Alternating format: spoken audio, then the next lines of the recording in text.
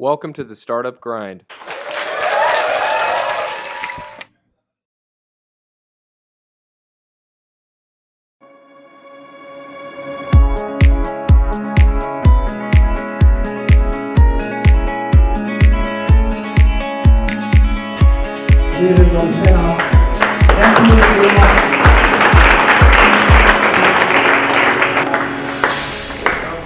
So welcome everyone. So we're going to start with some biographical questions and move our way into questions about what this place is and what you do here. But starting off, I guess, tell us a little bit about where you grew up. Okay, first of all, thanks for having me here. Thanks for Startup Grind. Thank you. So where did I grow up? I was born in Ra'anana in Israel. Until the age of 8, we lived there, and then we went to the States. We lived in Atlanta, Georgia for 2 years, which, as a matter of fact, I think my first entrepreneurial experience was over there. I had a garage sale. So I was born in Ra'anana. As a matter of fact, I was born in Tel Aviv, but raised in Ra'anana most of my life. For 2 years in the middle, we went to the States. My dad was a shaliach, it was called then the Sukhnut. We lived in Atlanta, Georgia, and I think my first entrepreneurial experience was there because when I was 8 years old, I had a garage sale, and my parents at least said that I wouldn't go up home before I had $1 in my pocket. So this is how it all started. Then in Ra'anana, I finished high school quite early. I was 16 and a half when I finished my high school, and went right into a volunteering year. And sorry. And I think that's kind of it for now. Okay. So just judging from now that I've gotten to know you a little bit, getting ready for this, it seems I would guess that you were probably a very energetic child. Would that kind of describe you? The truth is definitely no. Really? It's kind of close. I would never sit on a stage like this. I think people that were my friends when I was young would never believe that this is me for now. It kind of grew up with me with the years. But I was definitely a person that makes things happen. This is something, I think it's in your DNA, so this is definitely something I was growing up with. Good. And what was your dream job as a child? Nothing to do with entrepreneurship. I dreamed to be a lawyer. Me too. Yeah, really. But you are. I'm not. Why would any child dream that they wanted to be a lawyer? There was this TV show, I don't know if you remember, it was called Merutz Achar Glima. In Israel. It was about lawyers, and I thought that every lawyer, everything he would dream about is justice, and I was, as a child, I dreamed about justice, so that's how it all started. But, okay, I have to dig a little deeper for mine, I don't know. So you mentioned your first entrepreneurial experience as selling in a garage sale, but kind of reading through your biography, I think you've had some entrepreneurial experience all the get-go. I think from right after the Army was probably your most meaningful one. I think when I was around 24, I founded BTL. BTL was a sales promotion agency, and when it all started, I approached a friend that I knew that had a company for events, and I asked him, offered him to open a company for sales promotion and just take his clients, and he had a company that does events and festivals, and to take his clients and give them another product. So at the beginning, it was called, his name was Eli Levy, Eli Levy's Department for Events. A few months after we started, I approached him and offered him to be his partner in a 50-50 thing, and I was sure it wouldn't work because, as a woman, it was more than 20 years ago. It was quite odd those days. And we opened BTL. BTL was the company. 3 years after we opened the company, I bought his part. But everybody thought that I was kind of his secretary. So the first year, nobody knew that I was the owner and he was. So we kept on saying that we were partners. And then 2 years later on, I merged the company with another company, and then we sold the company to McCann Erickson. So this is the first entrepreneurial real experience. Tell us a little bit, what is sales promotion actually? How did you know from your big dream of being a lawyer, how did you know that you actually wanted to get into sales promotion? And what is it? Okay, sales promotion is it's more experiential marketing. We did special events for a lot of companies and road shows and kickoffs. I have here one of my old clients from 20 years ago. She was in Sun Microsystems, and we did an event for them, a kickoff in Jordan, if you remember. And this is kind of what we did, and also EY that we worked with in those days, and a lot of other. So working for big corporates and trying to help them do special events in order to be able to kind of promote themselves, that was your, so a lot of creative, It started as a very small company. When I sold it, we had like 40 employees on the payroll, and like 100 and 800 employees that did all the job all the time, with a revenue of millions of dollars. So it was quite huge. Okay. We're going to go through some really quick questions now that I'm just going to ask you yes or no questions. All right. Okay? So I'm going to say this and that, and you say yes or no. Okay? Go for it, yeah. So team or single entrepreneur? Team player. Business plan, yes or no? I should say yes, but no. I think the Excel is always, in Hebrew there's a sentence that you say the Excel sover hakol. I don't know how to say it in English. Like the Excel, all the numbers you put in it, it can work on it, but at the end, I'm not a great believer of it.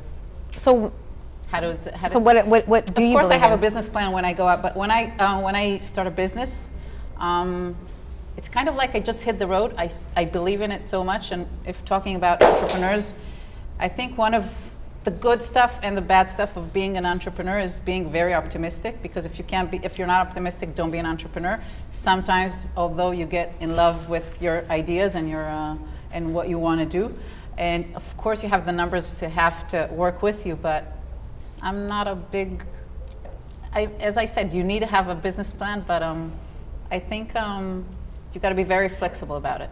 Okay, so you're not a numbers girl, you're an intuition kind of person, yeah? Yeah, although I'm very strong at numbers and mathematics, but yeah, Okay. very intuition. I think, they say that intuition is based on experience with numbers, so maybe that's kind of how you get to it. Crowdfunding, yes or no? Definitely crowdfunding, of course. Okay, this one's kind of a no-brainer for you. Co-working space, yes or no? Let me think. Okay, co-working space. Exit fast or growth?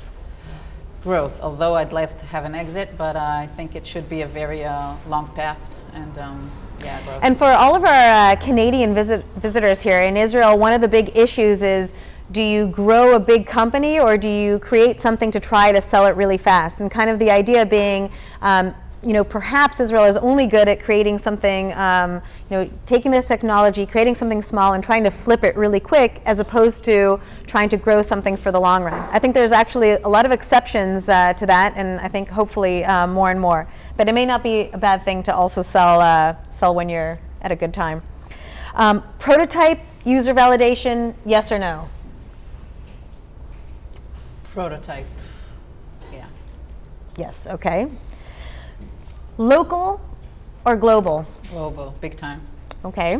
I'll say a word about WMN. I'll talk about it later, but of course, I think everything that I'm doing today, I would think global, because Israel is a great place and we're the startup nation, but the big market is over there, all over the world. All right, but that kind of begs another question. Do you start in Israel or do you start in the United States? For a lot of startups, that's a big consideration. I think it's something where everybody's debating about, because I've talked to so many startups that are really wondering, and each one does another thing. I mean, if you start in Israel, you have a lot in favor of it, because the market, and it's very easy, it's very quick, it's very accessible. But on the other hand, the answers that you get here are not probably the answers that you will get if you launch in the States or Europe or every other place. So it's not a definite answer, I think. All right, before we get to, my radio phone, sorry about that. Before we get to talking about what this place is and what this venture is all about, how about some fun facts about you? Some fun facts. Okay, one, I don't even have a degree, never finished high school. And What? No, I finished high school, never finished the university, sorry. I finished high school very early, but yeah. No What degree. happened? I was bored. I didn't like it. I studied economics, I studied business, but it didn't work out. Okay, that is a surprising fact. And another one? I met my husband in a driver's ed, it's called, thing. You know, when you're not a good driver and they send you to study how to be a driver. That's where I met my husband, so. So judging from that, you didn't learn how to become a good driver. I became a good one since then. I had a lot of friends that asked me if they could go to a driver's ed and maybe, you know, meet their husband there, but. So tell us a little bit about, first of all, this place as a venue, and also what this small and bigger vision is for WMN. Okay, this is my favorite. So let's talk about WMN. So as I said, WMN is, first of all, the word itself is women, and it's kind of a dream of mine from, I think, 10 years ago, because as an entrepreneur that was working mostly for my house, I think being an entrepreneur, and you know, it doesn't matter if you're a man or a woman, you're very lonely, because at the end you're working with yourself and building stuff. Even if you have 1, 2, or 3 co-founders, it's still very small. And the idea was to have a place, a physical place, first of all, that you can work together, that you can get feedback, that you have brainstorms and stuff like that. So we launched this place. It's a social initiative. The idea is first that everybody will sit together, and we're working for less than a week. And I already see it, like people, you know, they see each other on the coffee place, and just from sitting next to each other, we're helping each other, and we're feedbacking each other, and it's amazing. And the network, which to be a startup, there are 2 very important things.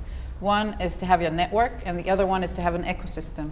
Now, the network is so important, and just from being together, I think even these people in the room, you help each other so much by connecting. You know, I work with that, I know this guy, this VC is looking for that, and so on. So now the idea is, okay, now we have a place, we're here, like we have 15 startups working with us and 5 organizations. But the idea is to grow much, much bigger and to be a very big community. You're all welcome to join our community, www.wmn.co.il, and go a lot beyond being a physical place. We're going to have here workshops and events, and of course we have the M&Ms, which are mentors and members that are going to have working with the startups that are working here with us. The other plan is to go, as I said, global and have WMN abroad. And the next stage would be to have WMN Fund, which would be a crowdfunding for women. So that answers the question if I'm a fan of crowdfunding. Can you tell us a little bit more about the M&M program? That seems kind of innovative and unique. Yeah, sure. The M&M, the idea is to have people who are, you know, profound leaders in the industry that have already, they want to pay it forward. No, men and women. Okay, important. Men and women that have, you know, already have started, big companies and have kind of done it, and have them help pay for it. Also work with the startups and help us with the ecosystem here. And then they just use the space sometimes when they come in, or is that the idea? So it's just they can have their meetings over here, and they can help the startups that are working here as well. Okay, good. When you look for startups to bring in here, and you mentioned you had 15 plus 5 organizations, what do you look for? What's the criteria? First of all, of course, we need that a woman would be either one of the co-founders or one of the leading roles, or the entrepreneur herself. Once we've had that of course this is what we have in the startup, then it would be, we wanted to find the most tech startups.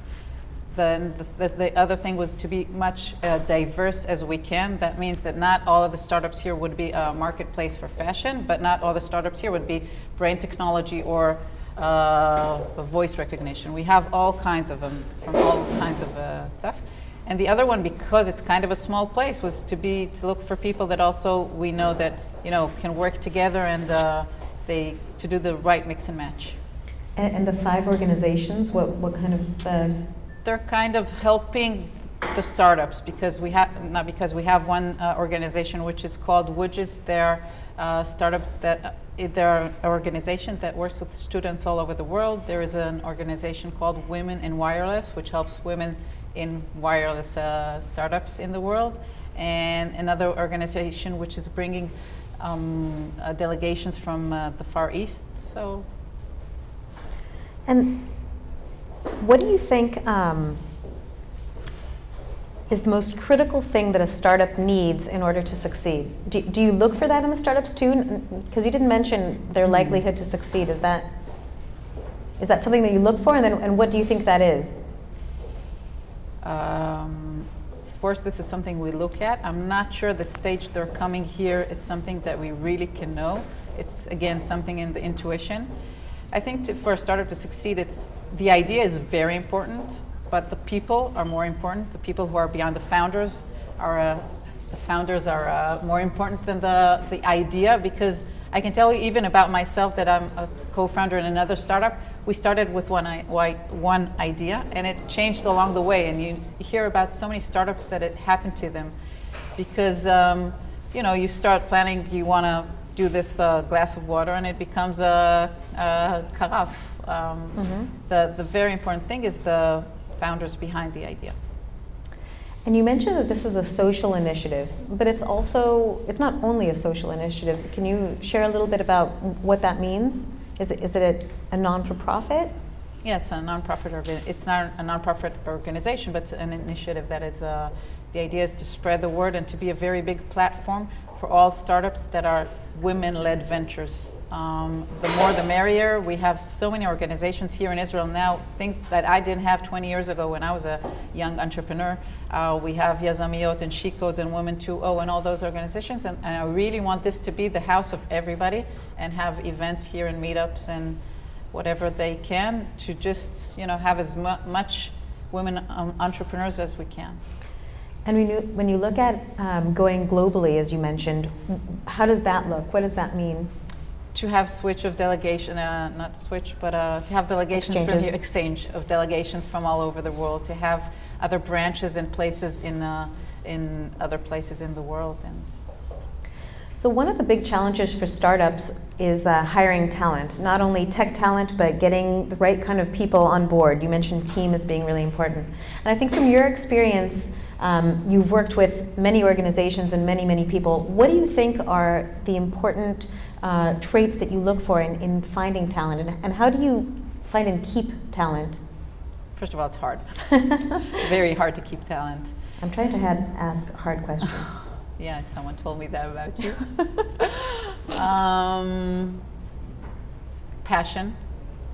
I think people who are passionate about what they do is maybe the first element I would look for in a person, because if you're not passionate about it, just don't do it. I always say that if I wake up in the morning and I don't go like this to work, then I'm not happy. And if I'm not happy, whatever it is I'm doing, it's not going to be a win-win situation. What else could hold talent and not let them go? They're supposed to be happy. They're supposed to feel good about what they do and have a vision or horizon. A place to go and keep on going. Mm-hmm. What do you think is the next big thing? And don't say shared workspaces for women. No, of course not. Two of them. I think the economy is very changing today, and everybody that's sitting in this room and all of us are small businesses, because the whole business world and how we work is changing. And there are so many marketplaces and so many technology solutions to help people change their working world. And also the crowdfunding and the crowdsourcing is something that is totally going to change the world. So these two things that everybody knows them already. Okay.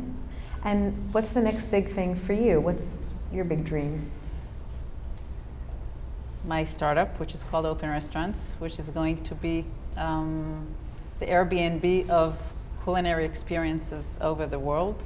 It's a platform that you can buy a ticket to a culinary experience anywhere you want. It started as an event that was here in Israel 3 times, and it became so big that we understood that the potential was enormous, and that's the big next thing. Hopefully next year when you see me, it's going to be totally. So you created this place so that you'd have a place to work on your startup? Is that what this is about? Yeah, sure. As I said, this is a dream for 10 years. The startup is like 3 months old, so. Okay. But it came along the way. Okay, these things kind of happen. Great. Yeah. And one of the questions that the Startup Grind likes to ask in these interviews is about community initiatives and community service. And you're a very special person on that note because I think you've done a lot. Do you want to share a little bit about what drives you kind of in community and what you've done? I think what drove me to open this place, as I said, except for my personal need, was that there are really no, when I work in a co-work space or whatever, the whole ecosystem of entrepreneurship is very low on women. The percentage are very, let's say if there would be 10 to 15% women, it would be very optimistic to say. And the only thing I'm doing here is just reaching out for women, because if we are a platform and the women can come and join us, that's all I want. To put a spotlight on women entrepreneurs. And is this an extension of Agora? Is it something that kind of came out of that? Because you've really had a long experience with it. Agora, my company, does projects for public spaces, and this is one of the projects that we're doing. It's a social project of Agora, but we have other projects that are social. We have Teen Guru, which is a kind of TED-like events for teenagers, which is also a social initiative, and we work with municipalities and business sector and other projects in public spaces. And can you tell us a little bit about Teen Guru? What does that mean? How many youth does that touch? Teen Guru started last year at the opening of the DLD. It was we had, I think, 19 teenagers from all over Israel who were doing 3-minute speeches, TED-like ones, and also they had the Teen Guru Expo, which had it was kind of an expo for teenagers. They have tech solutions for all kinds of stuff, and they did it on the Rothschild Boulevard as a part of the DLD as well. It's the part of the open startups of the Tel Aviv municipality. And it was amazing. It was to see kids from all over Israel, from Shderot and Yerucham and Neve Ativ, kids that are not normally in the startup scene, and they were so happy about it, and it was very successful. Yeah, I've heard great things about it. In fact, I saw Yossi Baldi last night, and he talked about it. So wow, yeah. That's great to hear. Yeah, great stuff. So we have the Aviv Vice question coming up. And the question isn't going to be, what does your tie mean?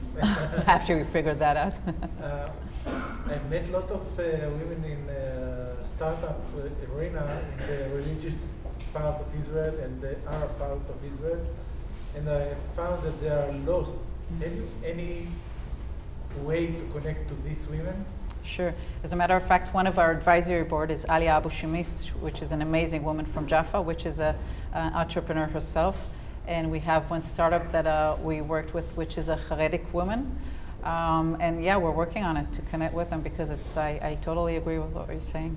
They're amazing, amazing women that are even less have a way to get to the startup ecosystem than the women themselves, which are, as we said, a low percentage.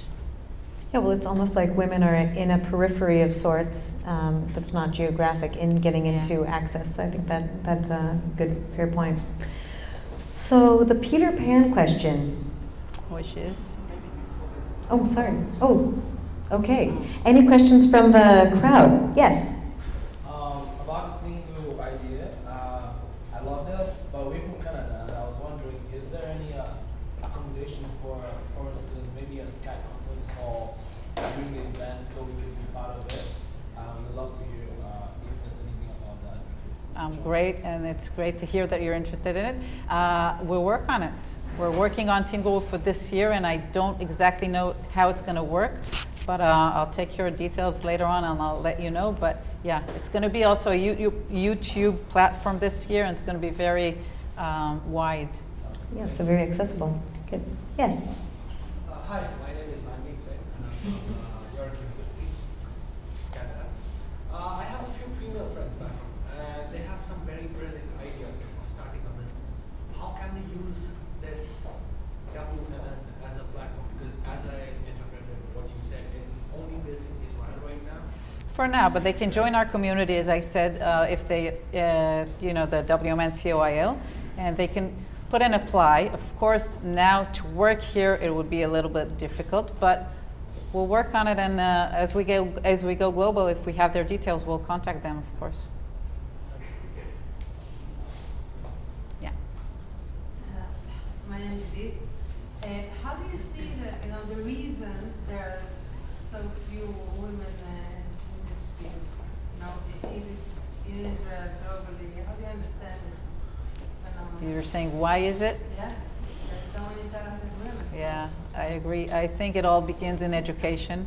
You know, when we were very young, that when I was a child, I studied in a class that we were 5 girls and 25 boys in a technology class.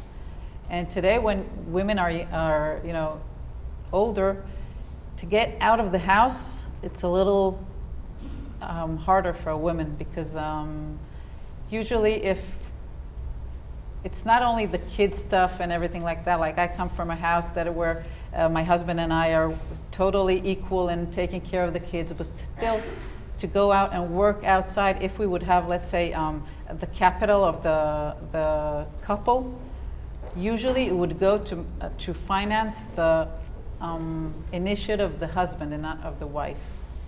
This is one of the things I think that is harder for a woman to work for.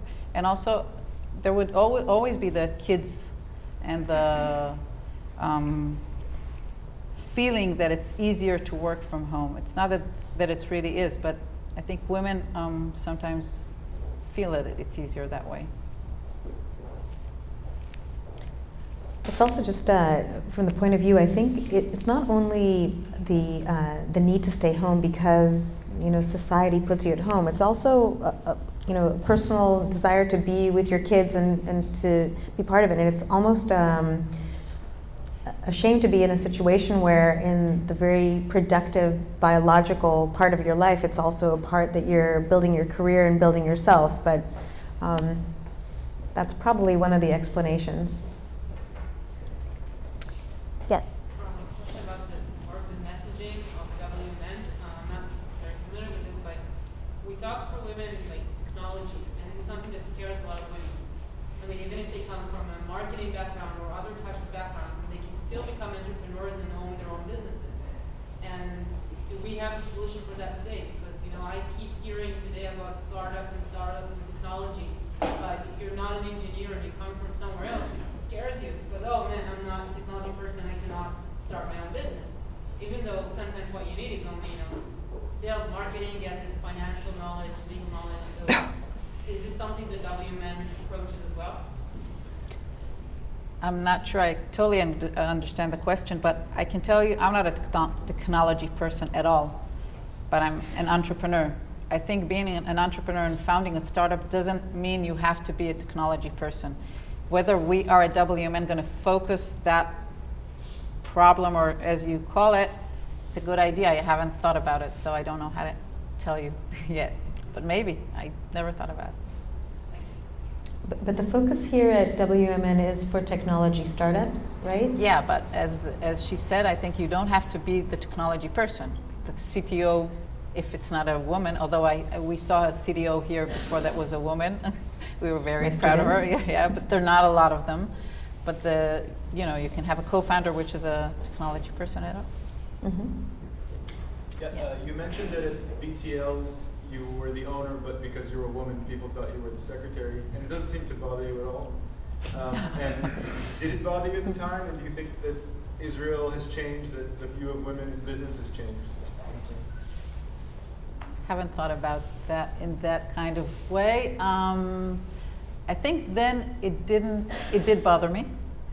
But I remember myself as a young woman, and it did bother me because it was, you know, it's not fun to be.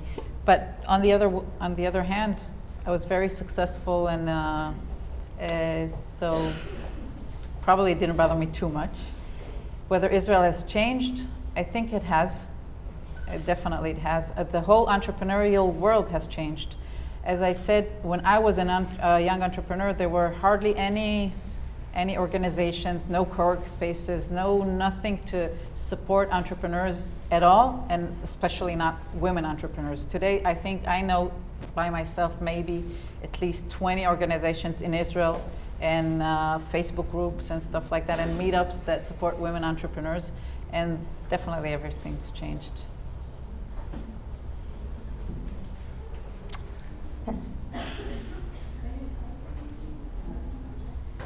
Merav. My name is Shannon. Thank you so much for coming today and taking me on this topic. And as I look around the room, I'm very pleased to see it's a good number of women. Usually it's not the case, so maybe it's because of you, I'm not sure. I actually co-founded the Tel Aviv Women Group here in Tel Aviv and also for Israel, so I'm very connected in terms of women and entrepreneurs in this community and building that. I'm curious if you can talk to us a little bit about the dynamics of WMN and how that's different relative to other startup workplaces. What makes WMN special in some of the places? As a matter of fact, I don't want to be very different. I want to be like other co-work spaces. The only big, I think, change is that, as I said, we're doing the reaching out for the women, and the needs of women and men entrepreneurs are kind of the same. We all need the mentors, we all need the workshops, we all need the events, we all need the network itself and the connections and the ecosystem. But I think really what we're working on is doing the reaching out for the women and having them come here. And I think what I liked about the idea of this place, beyond being a place where that's accessible for women, it's not just about, let's burn our bras and I think it's about having men be around here as well, and to have mentors that are both men and women, and really to be inclusive and not just like a women-only club. I think what we want to do is just be a game changer for women entrepreneurs, just to have them have the place that they can come to. It's not that other places don't let us go in. Just most of the women entrepreneurs, I think, don't even know them. You can count maybe 100, 150 women entrepreneurs that are in the, in the ecosystem of the startups in the industry here in Tel Aviv. But there are thousands of women entrepreneurs in Israel that don't even know about all these co-work spaces. So once you do the reaching out and bring them here and have them have the physical place, I think everything can change. Great. Yes? How long is your program? We don't have exactly a program yet. We're building it. The startups that are working here are going to work here for a year. But For a year? Yeah. That means that for a year, 15... No, yeah, we started as a trial period of 3 months, and then we're going to get for a year, 15 teams will eventually lock the entrance. That's why I said we started now as a trial period for 3 months, and then hopefully we can open for more. But we want to, test and learn the place and how it's working, whether we can get some more startups in. I'm pretty sure we can get some more, but we're starting slow. And some will graduate out. I think it would be a process where, if a startup grows with too many people, then they wouldn't have space here and they grow out. Workspaces tend to be very kind of dynamic and changing. Right? It's not a set program that you come in and you get out on a certain day. Yeah, but also we'll have programs rather than having sit here and work from here. We're going to have programs that startups can join, not only for the workspace itself, but and that would be for more than 15 startups. Right, open to the general community that is part of the members community. Yep. Great. Yes, waving in the back. Hi. As you know, we are, the majority here is early days of the startup. And I'm very interested in your personal background. Can you share with us some profound mind switch that you had in your early days that maybe took you forward from steps? Maybe, you know what I'm saying? Because Not exactly. my mind with you all. We are like swimming in some direction. Mhm. It's good. Yeah. We are